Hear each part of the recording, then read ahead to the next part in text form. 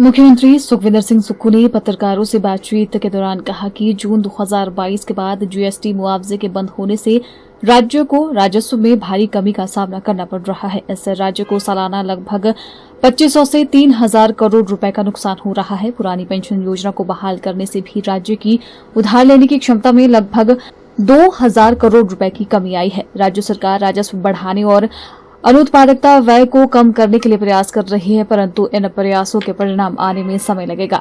मुख्यमंत्री ने बताया कि वर्ष 2023-24 में राजस्व घाटा अनुदान 8058 करोड़ था, जिसे इस वर्ष घटाकर 6258 रुपए करोड़ कर दिया है, यानी 1800 करोड़ रुपए की कमी आई है। अगले वर्ष 2025-26 में इस अनुदान में और 3000 करोड़ की कमी आने की आशंका है, जिससे यह घटकर केवल 3257 करोड़ रह जाएगा। मुख्यमंत्री ने आपदा के बाद की जरूरतों के आंकलन का भी जिक्र किया, जिसके तहत राज्य को 9042 करोड़ की आवश्यकता है, लेकिन केंद्र सरकार से अभी तक कोई धनराशि प्राप्त नहीं हुई है।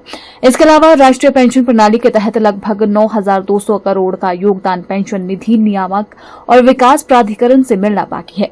हिमाचल के ऊपर 90,000 करोड़ से ज्यादा का कर्ज है, जिसमें 9000 करोड़ कर्मचारियों की देनदारियां हैं। प्रदेश की वित्तीय स्थिति ठीक नहीं है और इस वित्तीय स्थिति में के लिए अगर कोई जिम्मेवार है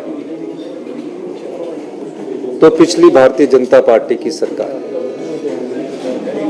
जिन्होंने जो जनता का पैसा है, जब उनके पास रेवेन्यू डेफिसिट ग्रांट जो केंद्र सरकार से मिलती है, जो फाइनेंस कमीशन द्वारा 15th फाइनेंस कमीशन द्वारा तय की गई थी, उसके अनुसार पहले वर्ष उनको 10,000 करोड़ रुपया मिला और 10,000 करोड़ रुपया मिलने के बाद ये रेवेन्यू डेफिसिट ग्रांट कम होती गई।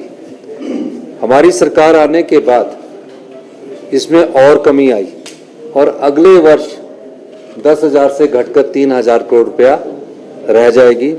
यानी कि जो 15th फाइनेंस कमीशन टैक्सेस में जो राज्य का शेयर है, उसका 70% जयराम ठाकुर जी की सरकार ने अपने कार्यकाल के समय एग्जॉस्ट कर लिया है, यानी कि उसका उन्होंने खर्चा कर लिया है।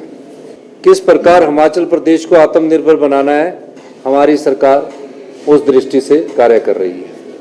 और आपने मुझे सुना होगा, मेरे आप पिछले बातों को भी ध्यान से रखें कि हमें कुछ कड़े फैसले लेने पड़ेंगे। इन कड़े फैसलों के स्वरूप हम आगे बढ़ रहे हैं।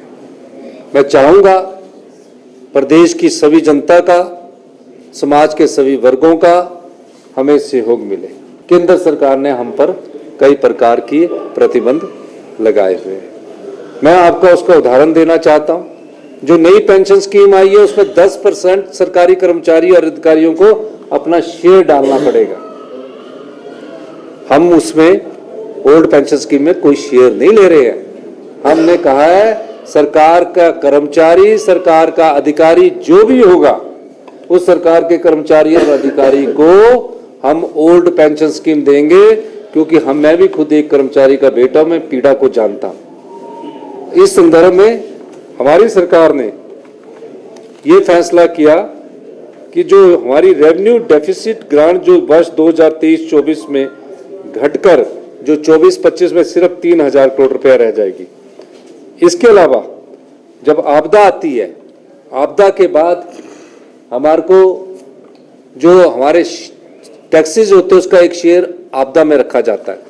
किसी भी प्रदेश पर जब कोई संकट आता है तो उस शेयर का कोई हिस्सा प्रदेश को आपदा के बाद जो उसकी योजनाओं को क्षति पहुंचती है, सड़कों को क्षति पहुंचती है, उसके लिए मिलता है। उसको बोलते हैं PDNA, post disaster need assessment, यानी कि आपदा के बाद ये जरूरी है कि इस पैसे को देना चाहिए। तकरीबन केंद्र सरकार की टीमें भी आई, केंद्र की सरकार की टीमों ने भी देखा और तकरीबन 9042 करोड़ रुपए की राशि हमने केंद्र सरकार के पास भेजी। अभी तक वो PDNA की कोई भी राशि हमें प्राप्त नहीं हुई। NPS कंट्रीब्यूशन के लगभग 9200 करोड़ रुपया PFRDA से प्राप्त नहीं हुए हैं। 9200 वो सरकारी कर्मचारियों का अंशदान भी है और सरकार का भी अंशदान है। 9200 करोड़ रुपया अभी तक प्राप्त नहीं हुआ।